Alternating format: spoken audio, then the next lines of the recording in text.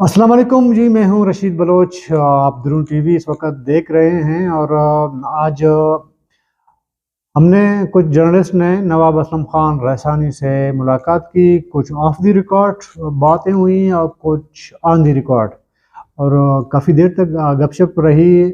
तो इस हवाले से हम आपको बता देंगे कि नवाब असलम खान रैसानी का आने वाले सियासी सिनेरियो में उसका क्या कहना है और ख़ुद उसका क्या माइंड बन चुका है। वो किसी पार्टी में ज्वाइन करेंगे वो, या इंडिपेंडेंटली जिस तरह के अब हैं इस तरह वो आगे अपनी सियासत चलाएंगे। और बलूचिस्तान की सूरत हाल पे उन्होंने बात की। तमाम चीज़ें हम आपके साथ शेयर करेंगे। जो हमारे नए नाज़रीन हैं जिन्होंने हमें सब्सक्राइब नहीं किया है वो सब्सक्राइब कर लें और साथ में अपना फीडबैक भी दे दें। जी, नवाब असलम खान रैसानी से आज कुछ मीडिया के दोस्तों की मुलाकात हुई है उस सरावन हाउस में, उनके रिहायशगाह पे। आपको पता है जो नवाब असलम खान रैसानी को जानते हैं वो बड़ा हंसमुख टाइप के और बहुत लाइटली बात करते हैं। बड़े से बड़ी गहरी बात भी बड़ा वो सिंपल बोलते हैं। और अमूमन उसका हिस्सो मज़ा मशहूर है, बात करते हैं तो उसमें हिस्सो मज़ा भी होती है। तो कल कुछ दोस्तों ने कहा था कि जी नवाब असलम खान रैसानी कुछ दोस्तों को याद कर रहे हैं तो उनसे मुलाकात करनी है। तो आज हम 3 बजे पहुंचे। उसमें बहुत सारे हमारे मीडिया के दोस्त मौजूद थे। उसमें एक ऑफ द रिकॉर्ड एक बातचीत थी, गपशप थी, और कुछ बातें ऐसी थी जो उनकी इजाज़त से हम आपके साथ शेयर करेंगे। और इसमें ये कि एक तो ये था कि ये रूटीन की जो सवाल जवाब होते हैं, मतलब उस तरह कम मुशावरत टाइप आप कहते हैं कि ज़्यादा थी। उसमें उन्होंने बहुत सारे बलूचिस्तान के हवाले से जर्नलिस्ट से मशवरे लिए और इश्यूज़ पे भी बात हुई। अच्छा, तो नवाब साहब अच्छा माशाल्लाह अभी सेहतमंद हैं और आशाश बशाश आज हमें नज़र आया। और साथ में उनके छोटे भाई नवाबजादा हाजी लश्करी रैसानी भी उस मजलिस में बाद में आके शामिल हुए। तो बड़ा काफ़ी देर तक उनके साथ एक गपशप रही। और गपशप में ज़ाहिर है कि रिकॉर्डिंग चूँकि बहुत बड़ा मंडी है बलूचिस्तान का और बलोच अवाम का, उस पे भी बातचीत हुई।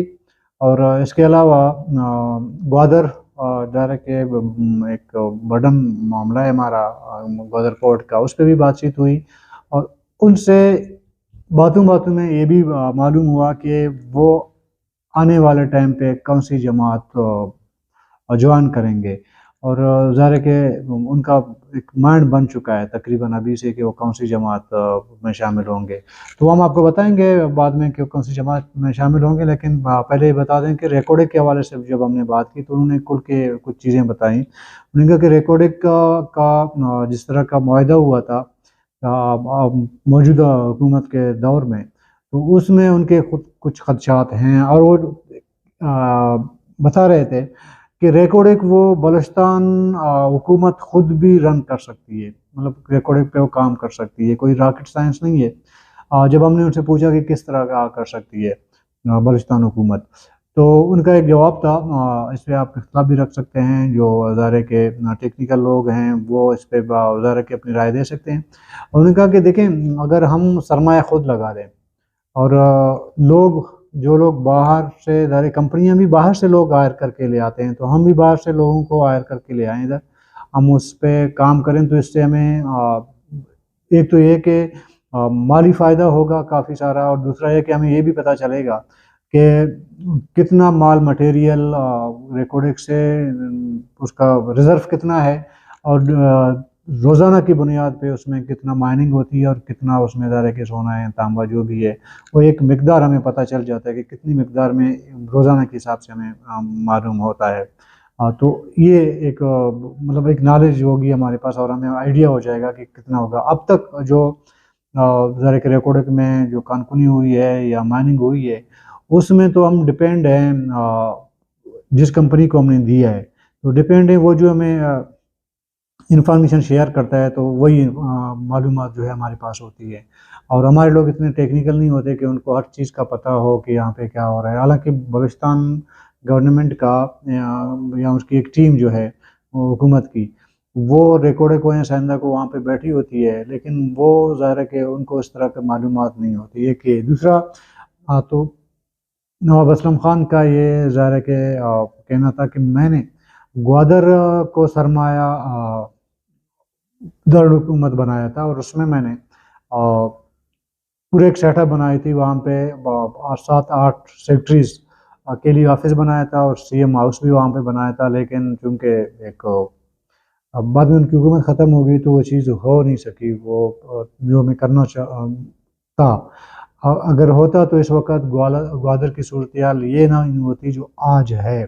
ज़ाहिर है कि उनका जो इशारा था वो ये था कि आज क्राइसिस हैं ग्वादर में, जिस तरह के धरने हो रहे हैं, एहतजाज हो रहे हैं, वो भी बुनियादी इश्यूज़ पे, ट्रॉलर का इश्यूज़ है के इश्यूज़ हैं वो भी हैं। ज़ाहिर है कि तमाम जो इश्यूज़ हैं, ज़ाहिर है कि ये शायद उधर बैठ के हल कर सकता था या उन पे नज़र रखी जा सकती थी, लेकिन वो नहीं हुआ। एक दूसरा देखें, बलूचिस्तान के उमूमी सूरत हाल पे तो बातचीत हुई, लेकिन आपको याद है जब नवाब असलम खान रैसानी की हुकूमत की आखिरी अदवार में गवर्नर राज लगा था यहाँ पे, तो उनकी हुकूमत को बर्खास्त कर दी गई थी कोई 5-6 महीना पहले। तो ज़ाहिर है कि बुनियाद ये थी कि आपको याद होगा कि हज़ारों पे, हज़ारा बिरादरी पे मस्तूम के करीब लखपास के साथ करीब वहाँ पे एक बस पे अटैक हुआ था, वहाँ पे बहुत सी जानें ज़ाया हुई थी।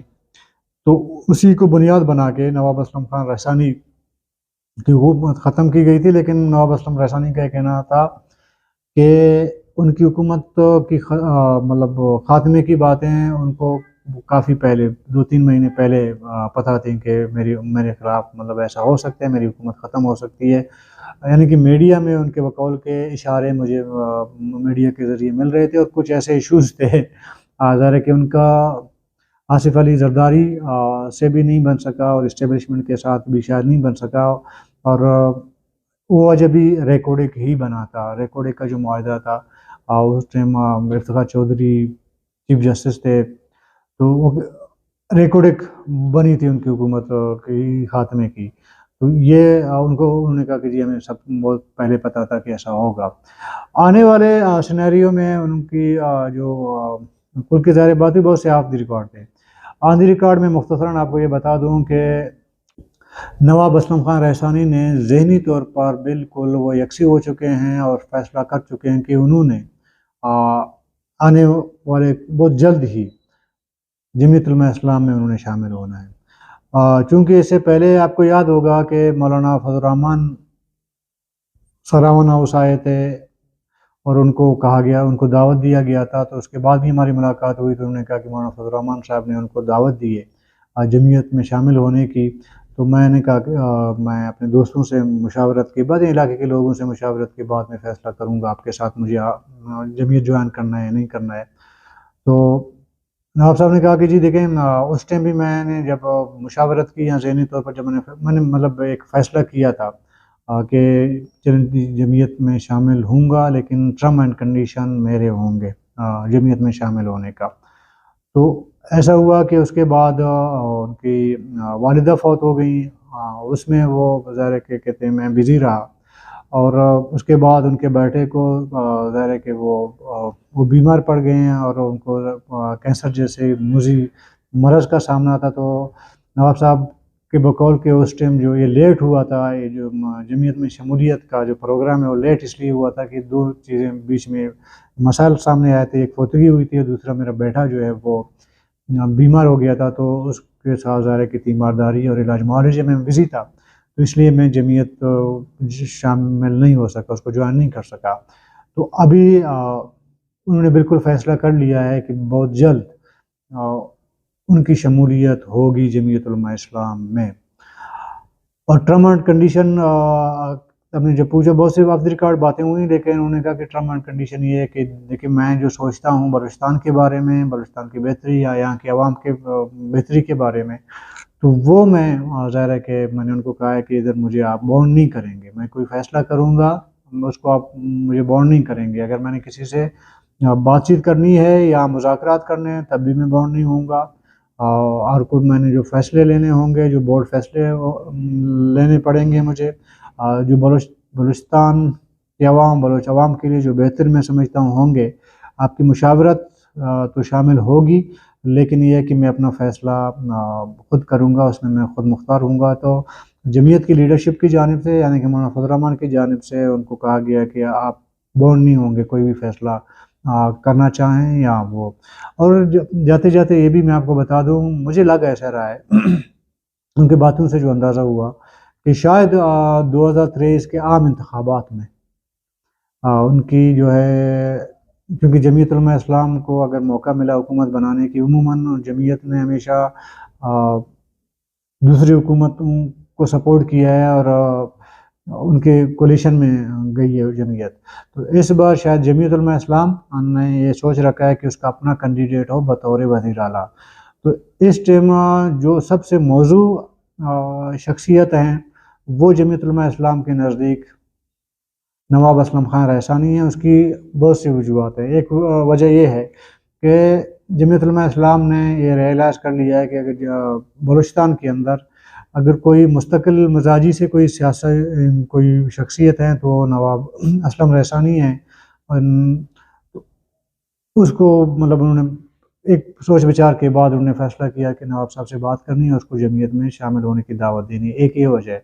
دوسری ہے کہ 2008 سے 2013 کے درمیان جو مخلوط حکومت تھی اس میں ظاہر کہ وزیر اعلیٰ بلوچستان پیپل پارٹی کی جانب سے نواب اسلم خان رحسانی تھے، لیکن اس کے کولیشن میں جمعیت شامل تھی. ایک وہ انڈرسٹینڈنگ جو بنی تھی، ذہنی ہمآہنگی بنی تھی، تو یہ 2008 سے 2013 کے درمیان بنی تھی. اس لیے بلوچستان کے ظاہر کہ مولانا عبدالواسع یا دوسرے جو بھی ہیں یہاں کے، تو ان کے ساتھ ایک اچھی ہمآہنگی بن چکی ہے. تو وہ بھی اس بات پہ تقریباً وہ کنونس تھے کہ نواب اسلم خان رحسانی کے ساتھ ان کی کیمسٹری میچ کر سکتی ہے حکومت چلانے میں. باقی چیزوں میں ظاہر ہے کہ انسان ایک خیالات تو الگ ہو سکتے ہیں، لیکن حکومت بنانے میں ان کی کیمسٹری ایک پارٹی کے اندر میچ ہو گئی. اس لیے جمعیت بیسک بنیادی طور پر جمعیت بلوچستان کی ایک خواہش تھی، یعنی کہ جمعیت کے بلوچستان کی جو لیڈرشپ تھی ان کی خواہش تھی کہ نواب اسلم خان رحسانی جمعیت جوائن کر لیں. تو نواب صاحب سے ظاہر کہ جب بات کی، انہوں نے کہا جب مجھے دعوت نامہ موصول ہوا، جیسے کہ پہلے میں نے کہا، تو انہوں نے پہلے مشاورت وغیرہ جو بھی ہے ابھی انہوں نے فیصلہ کر لی ہے. قوم پرست جماعتوں کے حوالے سے ہم نے تو ظاہر ہے کہ بہت سارے سوالات ان کے سامنے رکھے. تو انہوں نے کہا کہ دیکھیں، قوم پرست جماعت جب تک ایک پیج پہ نہ ہو، ایک پلیٹ فارم پہ نہ ہو، تو بلوچستان کے ایشوز یا بلوچستان کے جو بنیادی مسائل ہیں جس کو واقعی وہ مسئلہ کہا جا سکتا ہے، وہ تب تک حل نہیں ہو سکتے جب تک قوم پرست جماعتیں آپس میں بیٹھ کے ان کی ایک الائنس یا وہ ایک پلیٹ فارم پہ موجود نہ ہوں.